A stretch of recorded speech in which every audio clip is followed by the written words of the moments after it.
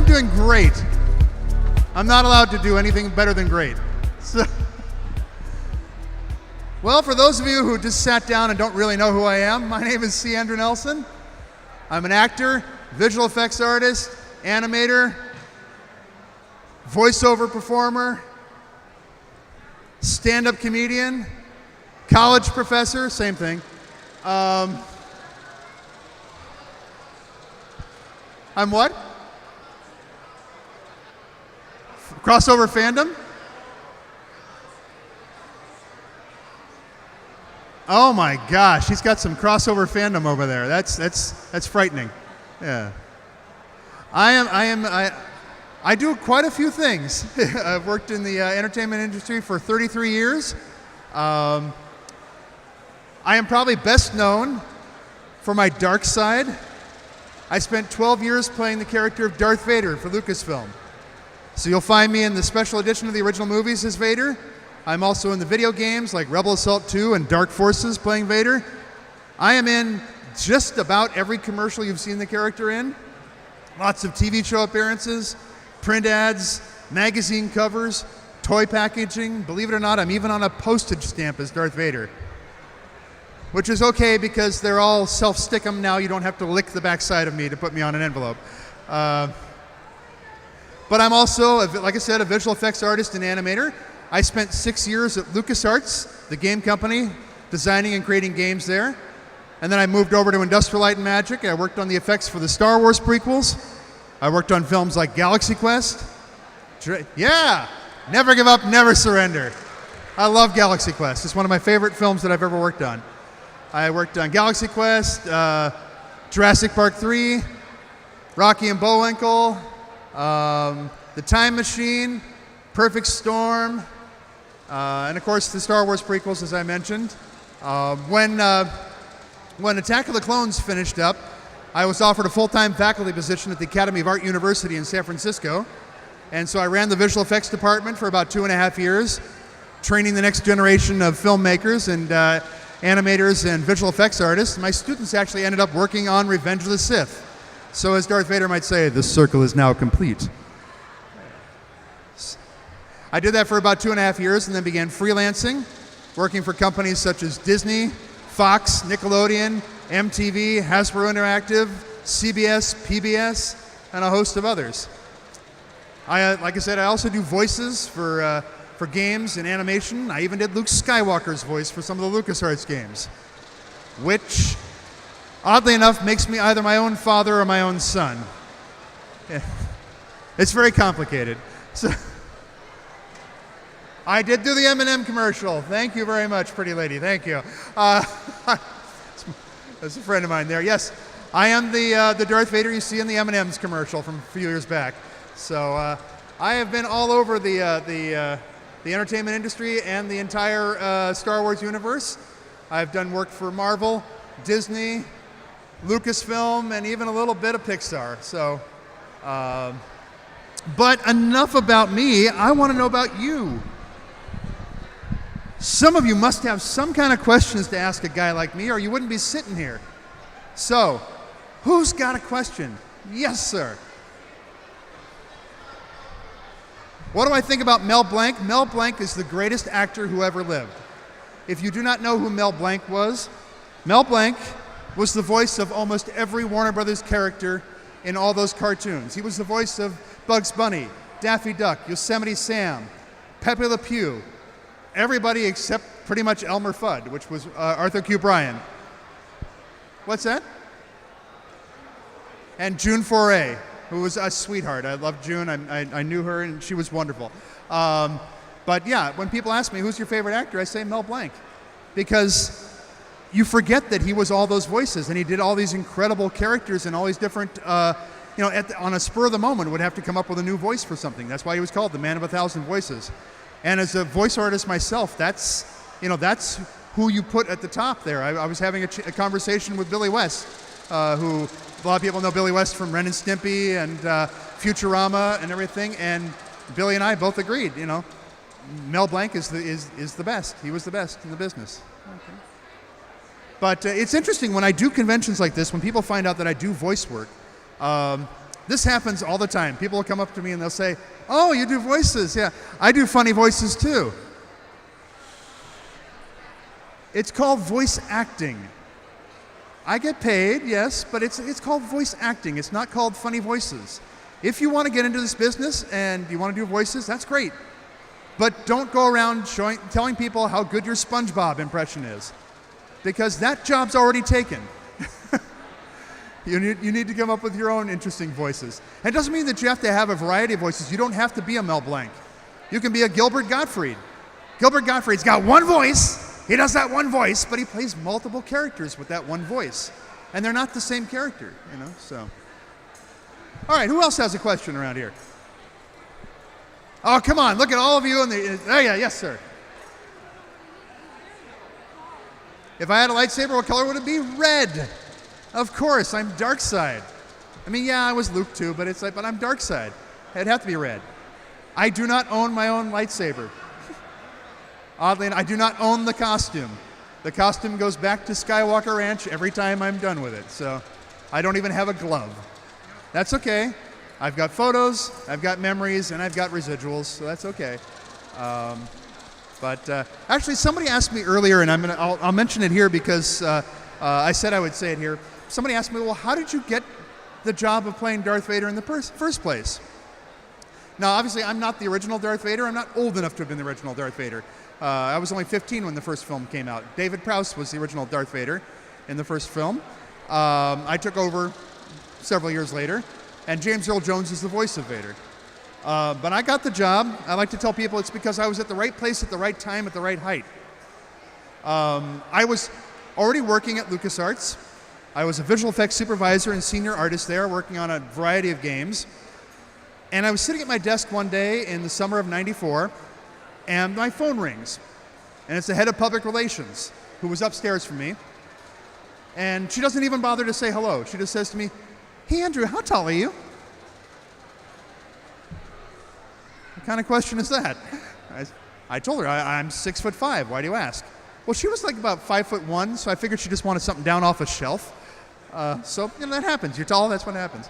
But then she hits me up with another question. She says, "Do you have any acting experience?"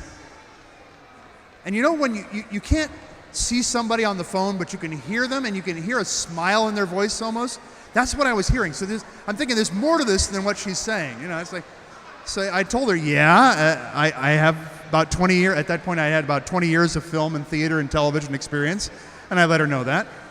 But then she hits me with this, and she says, "Can you breathe for me?" So, the wheels are spinning in your head, and you start to put the pieces together. And I'm thinking, okay, how tall are you? Do you have any acting experience? It's a Lucas company. Can you breathe for me? And I leaned into my phone, and I went, like that. And I go, okay, what's going on?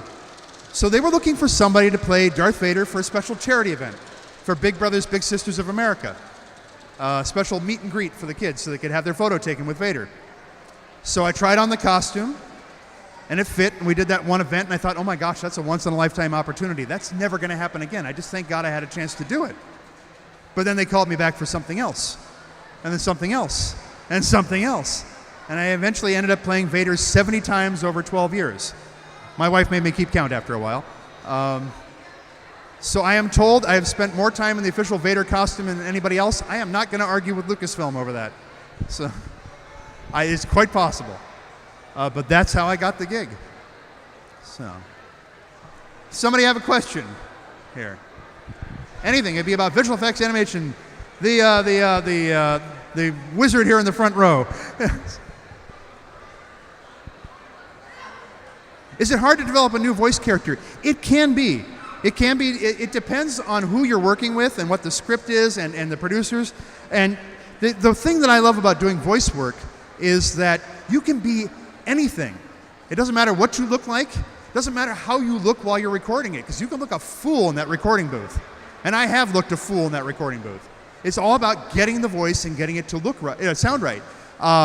And so sometimes they give you a lot of feedback, and sometimes they just say, okay, we need something, somebody who's kind of like big and gruff. Then you got to figure out, okay, what does big and gruff sound like in this context? Do I sound deep like this, or do I sound like a big tough guy like this? How do you sound? You have to develop the character. The strangest one I ever did was I was an animator and a voice actor for the PBS Kids series Between the Lions, and which ran for several seasons. I was working on that for several seasons. Thank you. One person applauding for that. And I was the voice of Inky the Octopus.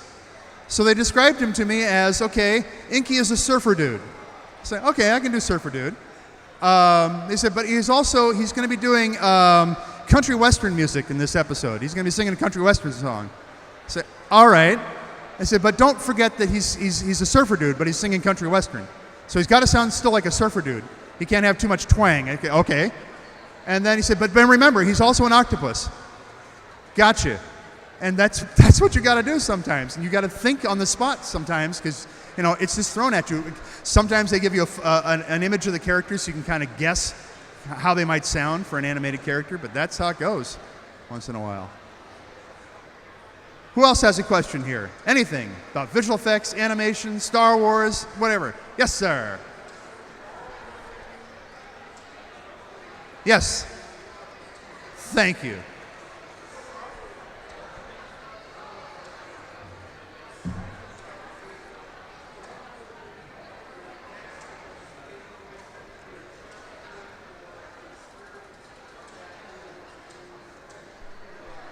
Okay, he was asking me, besides playing Darth Vader, which is obviously an incredible experience, what is my next most favorite thing that I've done professionally? I mean, Between the Lions is pretty high up there because a lot of times what you do in visual effects and animation and acting, you're doing stuff that really doesn't, it's entertaining, but it doesn't really have an impact on things, on people's lives. But Between the Lions was teaching kids how to read, using humor and all kinds of great animation and puppetry.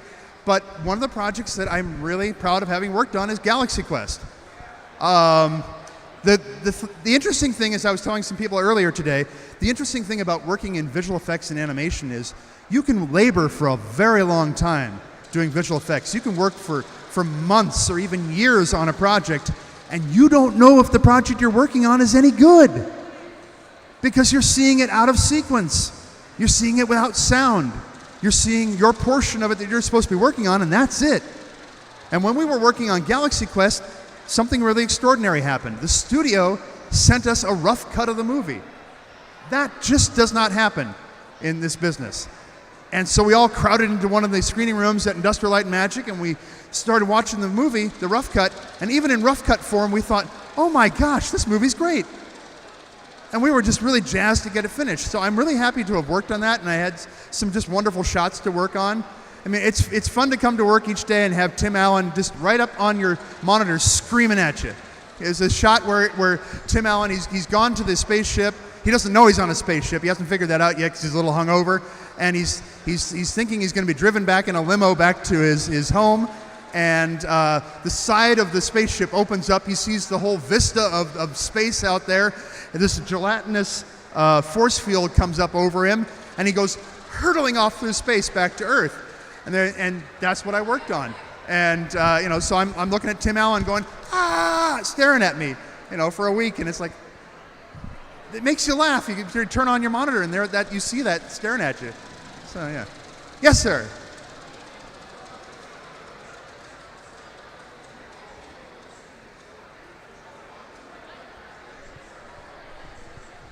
Okay, so what do I think about voice artists that are working in other cities?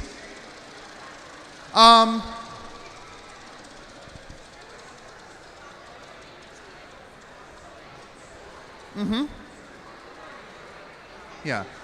He's talking about voice artists that are forming different conglomerates, different groups, and things like that. I actually predicted that was going to happen. Yeah. The thing is about voice work nowadays is that you don't have to be in Los Angeles or New York to do it. You can be just about anywhere if you've got a good internet connection. Like a lot of people get like an ISDN, they get a high-speed connection, and so they can be connected real time with whoever the producers are, wherever they are, and do that. I mean, like I've done all my voice work in the Bay Area, San Francisco Bay Area. I have not gone to LA to do any of it. So I haven't had to travel to do that sort of thing. I travel to do stuff on camera. I travel to do visual effects sometimes, but I don't travel to do voice work because I don't need to. You know, that's the nice thing about it. So I can be at home or I can be in a local studio or something to do that. So, anybody else have a question? Otherwise, this is going to be really short, or I'm going to drone on and on. Yes? Okay, she wants to know, how did I get the gig working on visual effects for Lucasfilm? Well, I had wanted to be a visual effects artist for many years. I mean, I started off, I wanted to be the original, I wanted to be like Ray Harryhausen. To me, he's the granddaddy of modern visual effects. I mean, if you don't know who Ray Harryhausen was, shame on you. Ray Harryhausen was a one-man tour de force. He was the guy that created the visual effects and all the stop-motion figures for films like Jason and the Argonauts and Seventh Voyage of Sinbad and the real, original Clash of the Titans. Okay. And Ray was a guy that, a lot of people don't realize this, he was under contract to Columbia Pictures the way that people like Humphrey Bogart was under contract to studios like Warner Brothers, or Clark Gable was under contract to MGM. The studio would build films around Ray. So Ray would work really hard for like a few months out of the year and then have the rest of the year off. That's what he told me. But he created all this stuff, and that's what I wanted to do. I wanted to be a stop-motion animator originally. Until the summer of '77, when I went to go see this little film. You might have heard of it. It's kind of an obscure sci-fi film called Star Wars. And I looked up at the screen and I saw that opening shot of the Rebel blockade runner flying over your head, followed by that massive Star Destroyer, and I just thought to myself, I want to do that for a living. Well, there was a problem, because there was nowhere to go do that for a living, because the people who did that for a living, they were making that up as they went along. This was all brand new. So I just had to kind of piece together any kind of information that I could to learn about visual effects, and find any kind of articles or interviews with these guys. This is pre-internet and everything, so now you can get a whole tutorial on YouTube and find out how to do this stuff, but not back then. And so I learned and I studied and I experimented on Super 8 film, not video, Super 8 film, and I worked my way in. But the way I got into Lucas was I was looking for any foot in the door, and I got hired at LucasArts as a customer support representative. Yeah, a tech rep. So if you bought a game that you couldn't get to work on your computer, and you were all angry about it, and you looked in the back of the manual and you found the 800 number, I was the guy that answered the phone. To show you how small LucasArts was at the time, when they hired me and they hired one other guy, they doubled the size of the customer support department. That's how small it was. And so I did that for about a year, and I got in there, and I started networking with the other people in the other departments and some of the game designers and everything, and I submitted my art portfolio to the art director. And she took a look at my work and she said, well, this is basically junior level stuff. I was like, put the knife in, twist it. But she saw that I had a background in video, because back in the 80s and the early 90s, or early 70s, I had been volunteering at my local cable access TV station. Now, back in the day, before YouTube and everything, it was mandated by the government that you had to have, every cable company had to have a public access station. If you've ever seen the Wayne's World sketches on Saturday Night Live, it was kind of like that, extreme close-up, all that sort of thing. That we were in a one-room studio apartment that was our TV station in the town of Pacifica, where I grew up, and believe it or not, Dana Carvey worked there. For about 2 weeks, we crossed over. And also at the other end of town, Rob Schneider went to my rival high school. We actually did stand-up comedy in some of the same clubs, like Holy City Zoo and stuff like that. So the art director saw that I had this background in video, and so she was working on a game herself. She was going to be designing her first game, and it had a lot of full-motion video in it. And there were only two guys in the company who knew anything about video, and so one of them was tied up on a project, the other one was on sabbatical, And so I was brought into the art department at the very bottom of the ladder in a position called art technician. So that meant I wasn't actually creating art, I was taking the art that the artists did and putting it into a form that the programmers could use. Because back in those days, computers, games, you didn't have millions of colors. They had 256 colors, and I had to drop the palette down and still make it look nice. The first game that I worked on was a game called Mortimer and the Riddles of the Medallion. I know, none of you have heard of that. It's okay. I won't be... Oh, you have, but you've heard me speak before. So, but, yeah, there's a game called Mortimer and the Riddles of the Medallion. When I first started on that game, I was a art technician, but by the time the game shipped, I was lead effects animator. And pretty soon after that, a visual effects supervisor and senior artist. And then transferred over to Industrial Light and Magic. So, who else has a question here? Anything, I don't care. What's George like? Is it hot inside that costume? Anything like that? Yes, sir. Oh, okay, come on up. That's how my voice is going to be at the end of the day. So, here. You said you'd done voiceover work. Did you ever require to sing in any of the voiceover? Oh, absolutely. I've had to sing. Don't make me do it today. Yeah. Oh, yeah. I had to sing a country western song for that crazy octopus thing. I've done other singing as well for things. Yeah. I'm not a singer. I'm a voice actor who ends up having to sing though. Yeah. But yeah, I've had to do that. I've had to do all kinds of crazy stuff. Yes. What was George Lucas like? George is a great guy. I mean, he's a really regular guy. Mind you, he's a really, really, really, really, really rich regular guy. But you would never know it. Because, you know, when you see him, if you bump into him walking around Marin County, he just looks normal. I mean, he's just an average guy at heart. That's why he lives in Marin County. Because he can walk around town and not be bothered.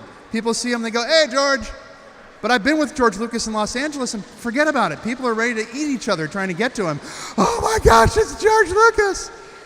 When they were working on the original Star Tours ride at Disneyland, George had to go to the park and he had to, you know, check on it occasionally. So that he wouldn't be mobbed going into the park, he shaved off his beard and mustache and he could walk straight down Main Street and nobody knew who he was. It's amazing. But he's a great guy. I think one of the things that doesn't come across in a lot of the interviews you see with George, because, I mean, what you see is what you get, basically. A lot of those interviews. But the one thing that doesn't come across is how funny George is. George has a really good sense of humor.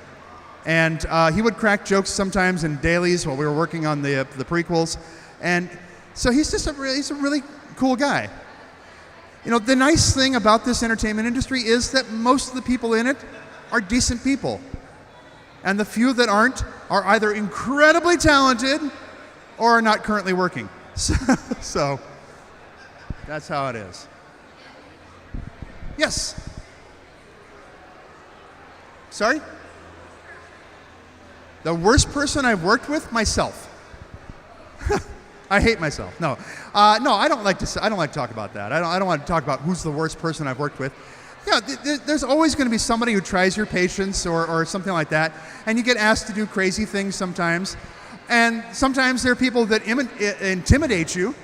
I was doing a commercial once for Taco Bell. It was a big Star Wars commercial for Taco Bell that played during the Super Bowl in 1997.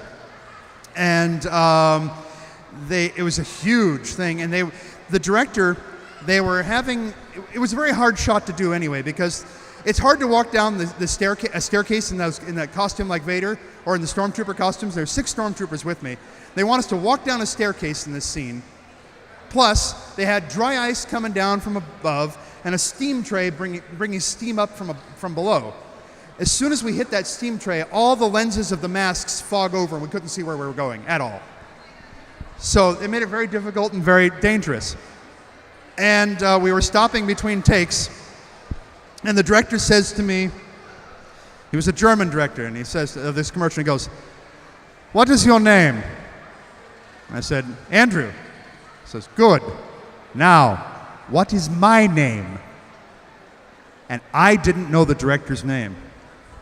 I'm thinking, oh, I'm Vader, and I'm the big guy here, and this. No, I'm not the big guy. He's the big guy, and I don't know his name. And that was a frightening moment because I'm thinking, okay, they can get somebody else to put in the costume if this guy fires me. But that was intimidating. But no, I don't want to say who's the worst person. There really isn't a worst person.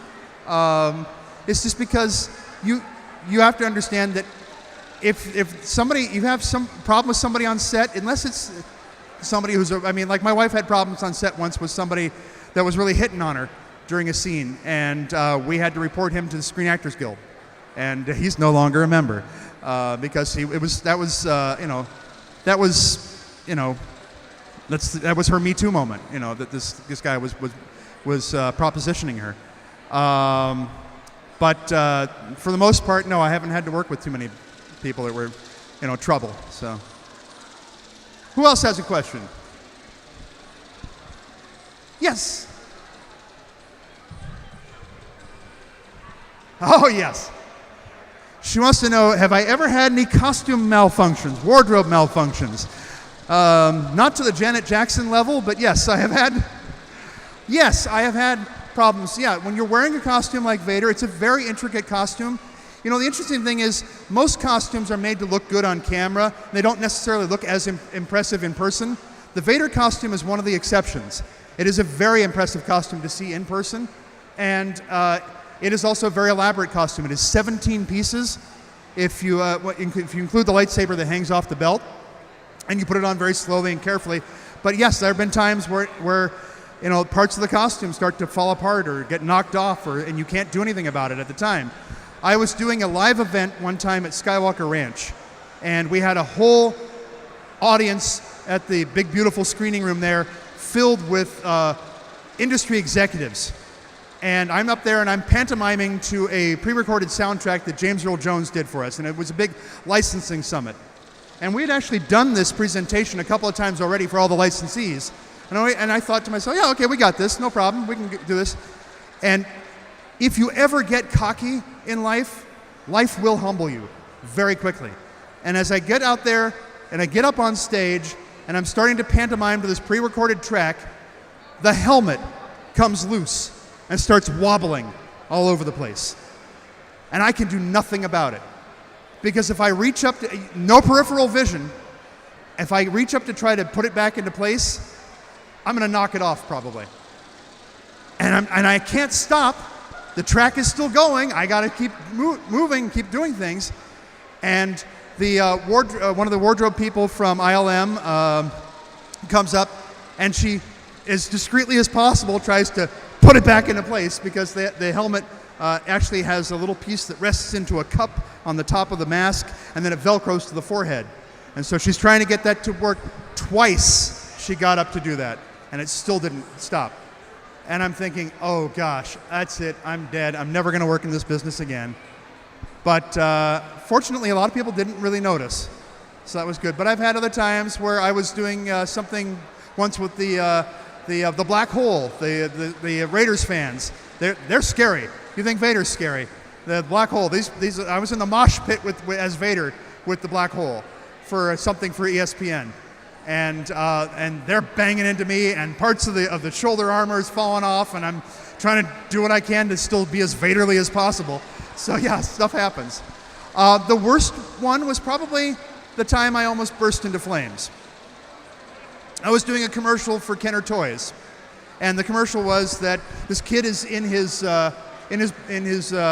bedroom, and he's playing with his Star Wars action figures, and all of a sudden lasers are cutting through the closet doors, and the doors fall open, the room floods with light, and in come two stormtroopers followed by Darth Vader. And he's like, whoa, just like that, really exaggerated, whoa. Well, they want that room to really flood with light, so they put some very bright lights behind us, and I'm in back next to those bright lights. And even through the back of that very thick helmet, which is big, thick fiberglass, I can feel the heat. Enough that it's uncomfortable, like almost painful. And then somebody says, hey, do you smell smoke? And they looked, and the cape was smoking. It's a big wool cape, and it was smoking. And they said, kill the lights, kill the lights. I was so close to bursting into flames. So they had to change everything and cool off the cape, and yeah. So yeah, there's some interesting adventures sometimes. Yes, wait, the guy in back. Wait, not you. Wait, one more. You get next. Yes.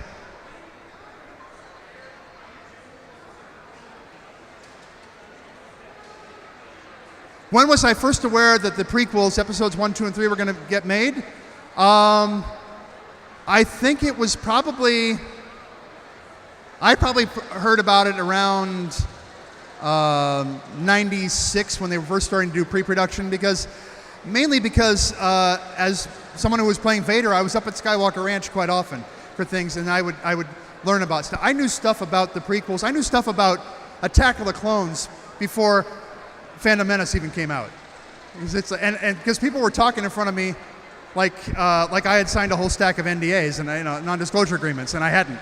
So it was funny. I had my Jane Goodall moment, where she was like the anthropologist that studied all the apes and everything, and they have accepted me as one of their own. And and so they were spouting off stuff in front of me that they had no idea I shouldn't be hearing at that moment. But yeah, that was when I first heard about it, and then I ended up obviously working on the prequels. But, okay, your question.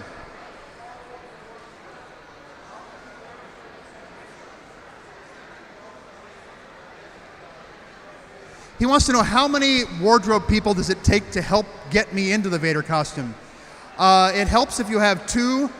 It's better if you have two, but you can do it with just one if they know what they're doing, because they've got to get everything, just right. All the lines of all the things of the costume just right, and everything placed. There's a certain spot that the chest box goes. You don't want to hang it too low or too high. That's what drives me nuts if I watch videos on YouTube of the people that are playing Vader at like Disneyland or something like that, and I'll watch and it's like, what is that thing hanging down here by your gut for? It's a chest box, but things like that. But yeah, usually two people, but I've had it just one person. There was one time I had to dress myself. Yeah, because that was difficult. I did actually have to have somebody cinch up a couple of things in back, but that was about it. But yeah, so. Cool, yes. You gotta speak up a little louder here, because there's a lot of ambient noise.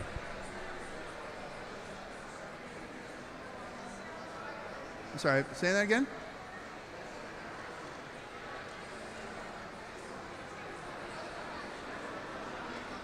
That who's a time traveler?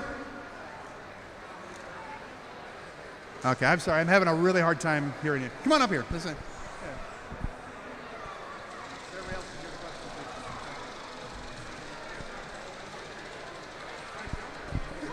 question. What do you think about the theory of Matt Groening being a time travel, because all those predictions, how he came true about Star Wars and Okay, I know. Actually, I haven't really paid much attention to that. I haven't really heard about that. But it sounds interesting. Now I want to go look it up now. So, yeah. What was your question? Is it difficult to go to the bathroom in the Vader costume? I'll give you 3 guesses, and the first 2 don't count. Yes. You better. It's like when you're a kid and your dad says, "Well, you should have done that before we left the house." Yeah, it's kind of like that. Once you're in there, you're in there. There is no escape hatch. You have to pretty much take the entire costume off in order to do that. Now, here's the interesting thing, though, because I usually when I've played Vader, I don't eat a lot or drink a lot, just enough so I don't pass out.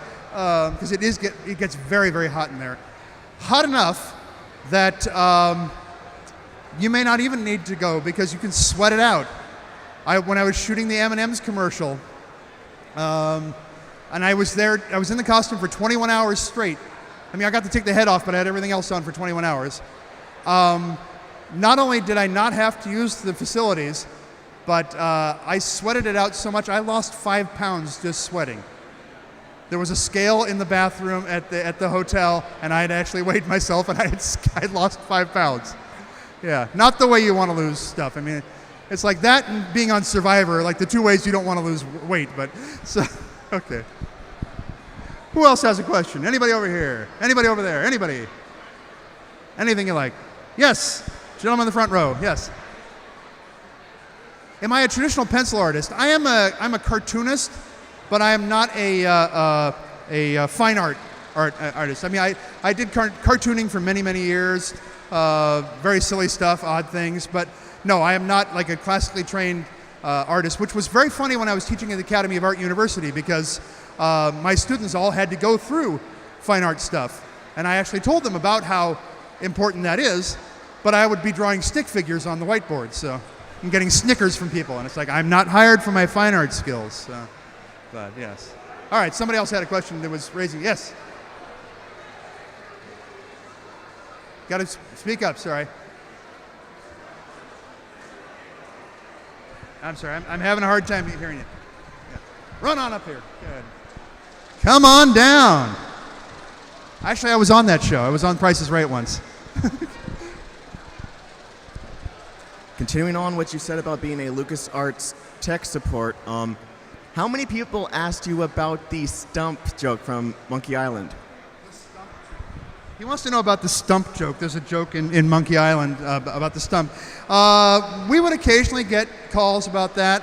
We got a lot of calls about things. Not so much about that, but we got calls about a lot of things because besides when I was in the customer support department at LucasArts, not only was I answering tech questions, I was answering the hint line where people would call up and they'd need a hint to get past a certain part in the game. And it was like I think it was like a 1-900 number, so you paid a little bit for that.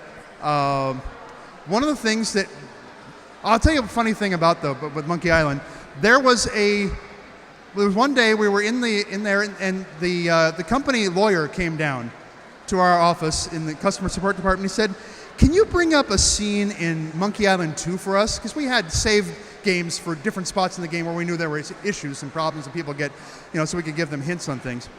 And he said, "Yeah, I need to see the monkey wrench scene." And there's a scene where one of the characters, Guybrush Threepwood, the main character, takes a monkey and uses it as an actual wrench, and that's how you solve a puzzle in the game. And he said, "Can I see that? I want to see the animation." And I said, "Sure, okay, we'll bring it up." And we brought it up, and he goes, "Okay, all right, now I see why the people phoned." And so, well, what happened? He said, "Well, from the angle that this scene was animated, it looks like Guybrush is having with the monkey. He was standing behind the monkey, and it was an odd movement, and yeah." And we were like, "Oh my gosh, we never saw anything like that." Yeah, well, the parents that are calling right now said that they saw that when their child was playing the game. So, so that was interesting. Yeah. Anybody else have a question? Yes. What do I think about the last two movies? I'm assuming you mean the last two Star Wars films. Okay. Well, I'll tell you this. It's interesting. When The Force Awakens came out, when they were actually working on it, I did not work on that, and I actually wanted to see if I could actually go see a Star Wars film, having no pre-knowledge about it, and see it like a fan, back like I did when I was 15 years old and the original Star Wars film came out. So I told everybody that I knew that was working on it, don't tell me anything. I told all my friends at Industrial Light and Magic, don't tell me anything. I told Peter Mayhew, it was Chewbacca, I told Peter, don't tell me anything. Okay, I didn't even watch the trailers. And so I wanted to see, can I have that same experience? I did kind of cheat because I went to go see it at ILM. I didn't see it in a theater. And I enjoyed The Force Awakens a lot. I loved Rogue One. I thought Rogue One was a fantastic film. I think Rogue One makes A New Hope a better movie. If you watch them back to back, it's a brilliant film. And then there's The Last Jedi.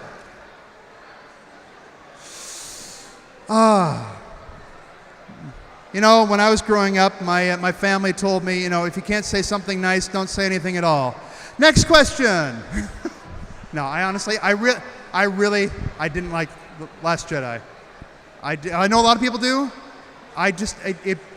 It bothered me. There was a lot of stuff in there I just didn't think needed to be in there. And I think it took a lot of the things that were interesting about The Force Awakens and sort of undid them. So we'll see what happens with the next film. Yeah. What about Solo? I have not seen Solo.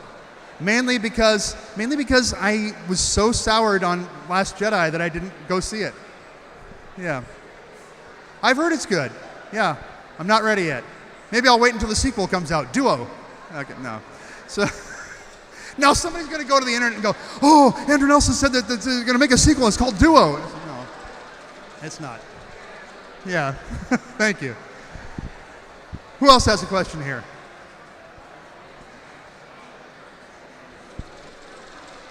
Well, somebody asked me earlier, I was saying, well, what am I doing these days? I'm not working, I haven't worked full-time for Lucas in many years, but what I'm doing these days, I'm still doing visual effects and animation consulting. I've done a lot of stuff for Disney, I've even done some stuff for the Disney theme parks in the last few years. I still continue to do on-camera acting and voiceover stuff, but I also have a YouTube channel, which is all about tropical fish, because that's the hobby that keeps me sane and stops me from going nuts. You know, the funny thing is, when you work in this industry, it's a crazy business. You know, there's a lot of pressure on you. At any given moment, it feels like there is a multi-million-dollar production sitting on your shoulders waiting for you to get your part of it done. That's how it feels. The reality of it is, it is. There really is a multi-million-dollar production sitting on your shoulders waiting for you to get your part of it done. And that's a lot of pressure. And for me, the way I chill out is I go home and I stare at a fish tank. I stick my hands in the tank, get my sleeves wet, work on it and everything. That's like gardening for some people. For me, it's underwater gardening. You know, I'm doing freshwater tanks. Well, I have a YouTube channel about that. It's called Aquatasy. Aquatasy. It's a fresh look at the hobby of fish keeping from a humorous and cinematic perspective. I did not intend to have a YouTube channel. I kind of fell into it by accident. I was on an online forum trying to get some information about a fish species, and everybody on the forum was like, hey, everybody post a video of your tank. So, all right, I'll join in. But me being me, I can't just like get out the cell phone and shoot something and upload it. Oh no, I gotta add titles to it and graphics and music, and I was looking for somewhere to host it, and YouTube seemed easy. But you have to create a channel for yourself. So I thought, okay, I have to give the channel a name. Well, maybe I should give it a name that I can get a URL for, just in case. And I started to snowball from there. So I posted that first video, and I put the link on the forum. They're like, dude, that's great. You should do another one. So I did another one, The channel now has 6,100 and something subscribers as of today. For a fish tank channel, that's amazing. I've had a video just recently go viral. Again, for a fish tank channel, who does that? How many fish tank users? Well, a lot of people like fish tanks, I guess. I have sassy back-talking fish. Oh, they're horrible. You don't know. You don't live with them. I do. I do a lot of teaching videos. I do a lot of humorous stuff. I put a lot of effects and animation in the videos. During the whole Harlem Shake craze on YouTube, my fish did the Harlem Shake. I caught them doing it. But you can check that out. You can also find me on social media. I'm C. Andrew Nelson on Facebook. I'm the only C. Andrew Nelson that I know of. You can go to candrewnelson.com, or I'm Aquatasy on Instagram. So is there anybody here who actually wants to get into this business and wants to get some information about that? You want to get into this business? She just ratted you out with a mouthful of cotton candy. That's great. So,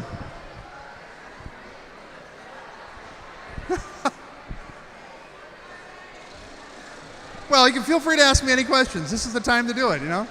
Well, I mean, after you swallow. But it's easier now than it's ever been to get into the entertainment industry, but it's also, I mean, there's still a difficulty. I mean, you have to realize that, you know, there's a lot of competition still, but you can't, you know, as they've said in Galaxy Quest, never give up, never surrender. You know, there's always a path in, and now it's easier because you can do so with, you know, YouTube and Vimeo and all sorts of things like that, and you can find a way in and get your work out there for people to see, whether you're acting, whether you're doing voice work, whether you're doing animation, visual effects, design work, anything like that. It's much easier than it ever was. Who else has a question? Somebody's got to have some kind of burning question here. Yes, sir. Most controversial job that I've done. Wow, that's an interesting thing. A lot of the stuff that I've done has been pretty mainstream.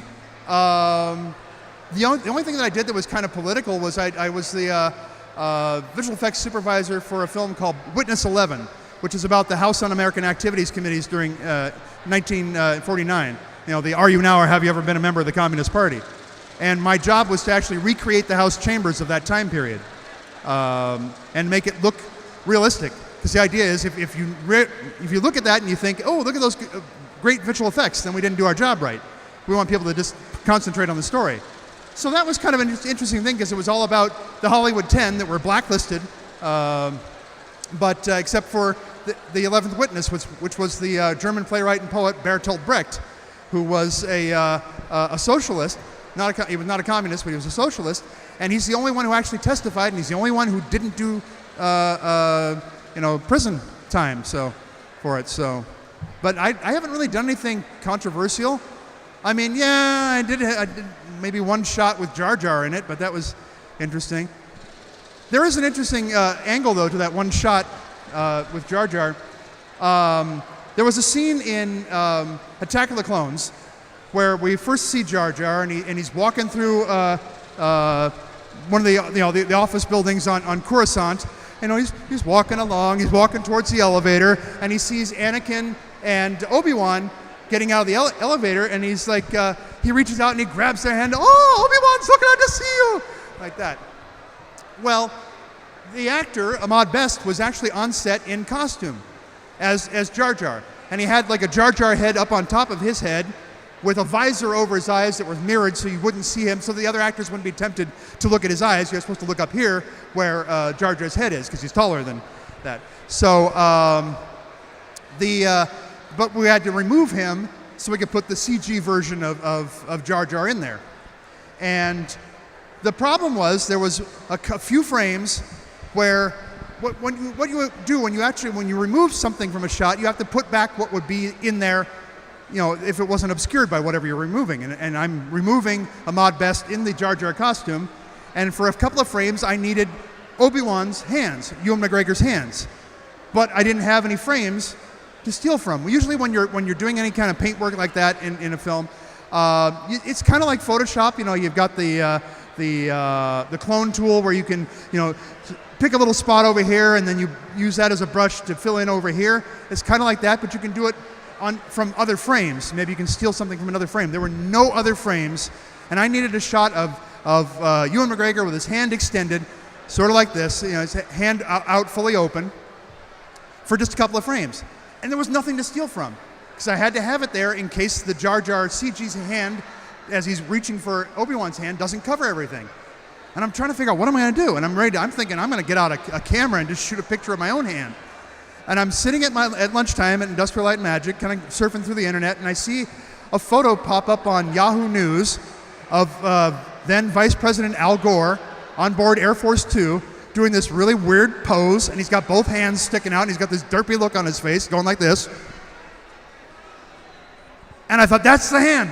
I need that hand right there. So I downloaded the image, I cut out the hand, and I stuck it in there on Ewan McGregor's hand for a couple of frames. So Al Gore's hand is buried in that shot for a couple of frames. Now here's the funny part.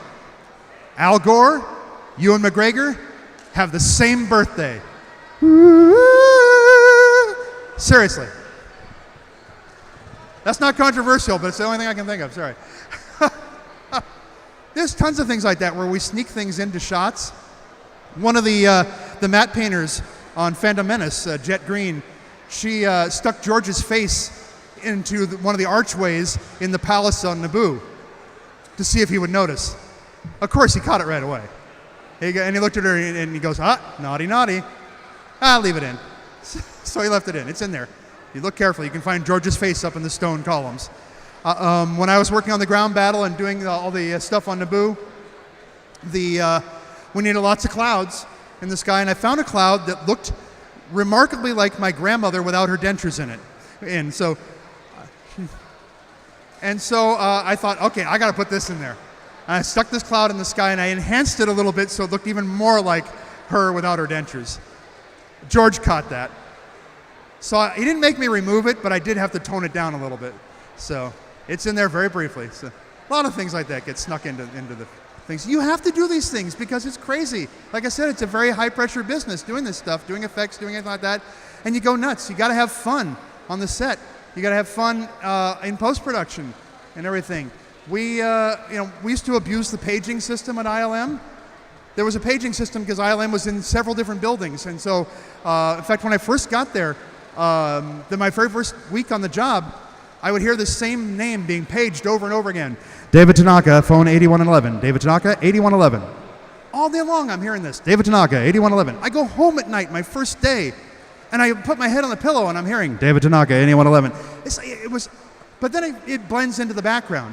So people would do like fake pages and things like that, just for fun. But you'd also hear things like there's going to be, like if they had leftover food from some meeting, come to the kitchen in D building, there's free food, stuff like that. So one day, I'm sitting there and I hear somebody page, they were working on the Pearl Harbor film at this time, and they were doing a lot of pyrotechnics. There was an area out in back of ILM called the Slab, and it was a big concrete slab with a blue screen, and they were doing lots of pyro. They're blowing up model planes and things like that, like for a week, and it was very jarring because and they would page it so people would know that was going to happen, so you wouldn't get disturbed by it. And they'd say there'll be a loud bang in 5 minutes on the slab, and then 5 minutes later, boom, and the whole buildings would shake, everything.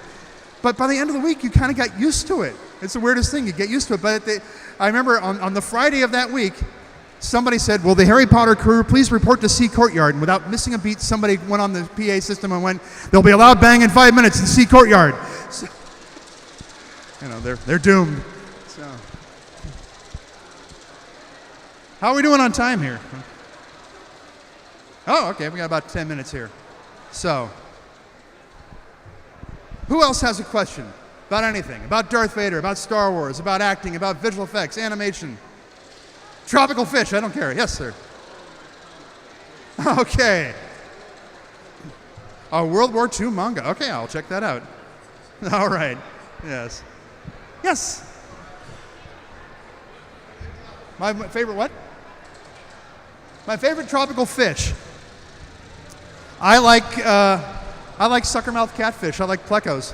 I've got a clown pleco. I like it a lot.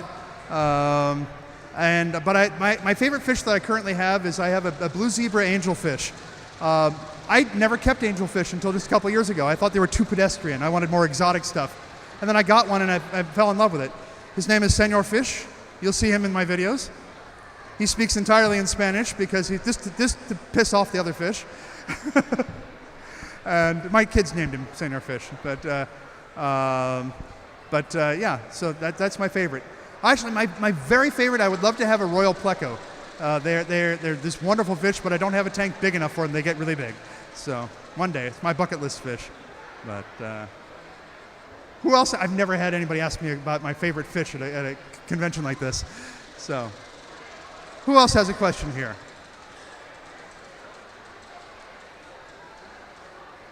Don't make me take hostages. I'll grab you. Okay, gentleman in the front row. Any fun challenges with visual effects? Oh yeah, there's always fun challenges in visual effects. I was working on the film Spiderwick Chronicles, and the film has 3 young actors that are the main characters of the film. And they did a rewrite of the movie after it was shot. Normally you're supposed to do that before, but they did a rewrite of the movie after it was shot, and they wrote out one of those child actors from a whole sequence from the film, several different scenes from the film. The problem was it was shot with them in there. So I had to go in and remove that actor from all those shots. And you're not just removing the actor, you're removing their shadow. You're removing their reflection on car doors and windows and things like that. And nobody holds the camera still anymore, which makes it even harder. So the camera is, the angle is changing perspective every single frame. And it was a very difficult thing to do. It's not the worst shot that I've worked on. The worst shot that I worked on was on Attack of the Clones. Originally, C-3PO in the film looked the way that he did in Phantom Menace. He was a sort of the incomplete version of 3PO. So it's a full-scale puppet that's controlled by an actor in a harness. And so there were 17 shots that had this actor in the harness, Anthony Daniels, manipulating the C-3PO puppet. And most of the shots were if the actor is behind the puppet, the camera is in front of the puppet, and so the puppet is obscuring the the actor that's working him in the harness. And so your job is to paint out what pokes through behind the puppet. Most of the shots were like that. And the person who was the sequence lead didn't look at all 17 shots, looked at a few of them and said, okay, probably about a week and a half for each shot, which is reasonable. Except for the shot that I was given, which was the reverse angle. So now, back there is the camera, the puppeteer is right here, and I'm the puppet in back. What's wrong with this picture? The puppeteer is now obscuring the puppet, which means now you've got to paint back in the puppet. Not paint out the puppeteer and put in sand and stuff like that on Tatooine. I got to put in the puppet. So where am I going to get the rest of the puppet from? Because the actor's in the entire shot. So I start working on the shot, and basically what I had to do was we had some high-res photographs of the puppet, not from the exact same angle, but I started tweaking it. I started breaking it up in Photoshop and tweaking it and getting it to look right, and then tracking it into place in the software that we were using the composite with. And I start working on this shot and painting out Anthony Daniels from there. And I get through, and it's like, well, a week and a half has gone by, and I'm not done yet. A month goes by, and I'm not done on the shot yet. A month and a half goes by. And they're like, so you got that shot yet done yet? It's like, no. I said, well, if you don't think you can handle it. Well, I showed it to somebody who was had been in that department for much longer than I had at ILM. And I said, hey, Jerry, can you come take a look at this shot? And his first words were, oh my gosh.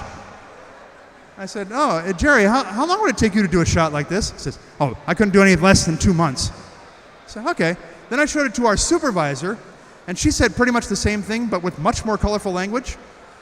And she said, you need to go to the big boss right now and get this guy off your case. So the shot did actually take me 2 months to complete. It went into nightlies that night. Nightlies is different than dailies. Nightlies is when the director isn't there, and it's just the visual effects supervisor, and they're looking at the shots, and they're just kind of giving an okay, and it's like, well, we can show this to the director, or maybe not show it to the director in the morning.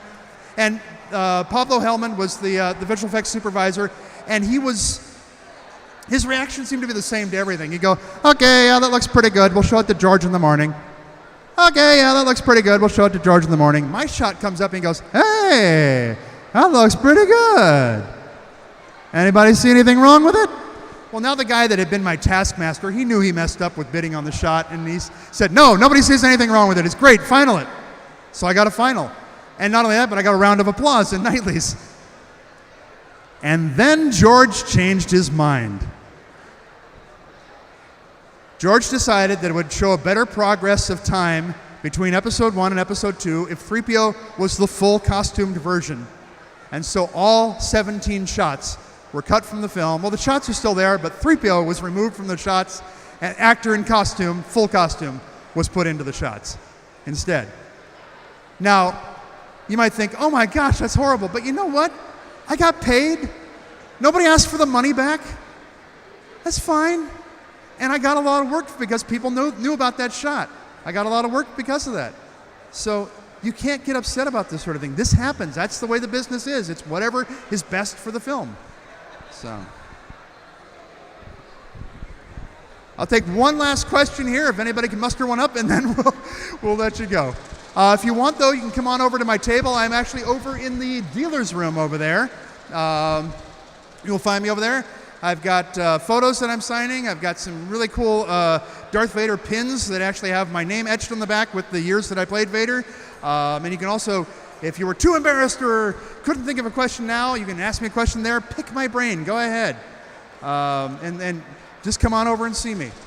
All right? Who has one last question here? Make it a good one. Yes.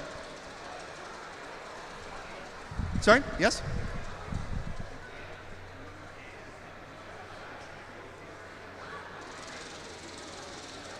Okay, he wants to know if you're doing all these shots where you're removing hands and stuff like that and taking whole actors out of shots. What happened with the stormtrooper hitting his head in the first Star Wars film? Do you know about this? There's the scene where when they break into the detention center there and and they're about to be discovered, and 3PO is in there by himself, and all the stormtroopers come running into the room there. One of them, the last one in, bumps his head on the big door that comes up. Well, we never removed it. Well, back then you couldn't do that. It was just too hard to remove it, and it was actually the best take for everything else. And nobody checked the take to find out, if there were any mistakes in it. So nobody knew that was there until they were in post-production and it was too late to go back and fix anything. George has owned that, and when they did the special edition, he added a thunk to that. So you have that sound added in there now. Now, I have been up to the archives several times, and I have many, many times, and I've found the actual helmet. It's got a mark on it. But so it stays. It is part of canon now. Well, thank you so much for coming out to hear me speak. Blessings to you.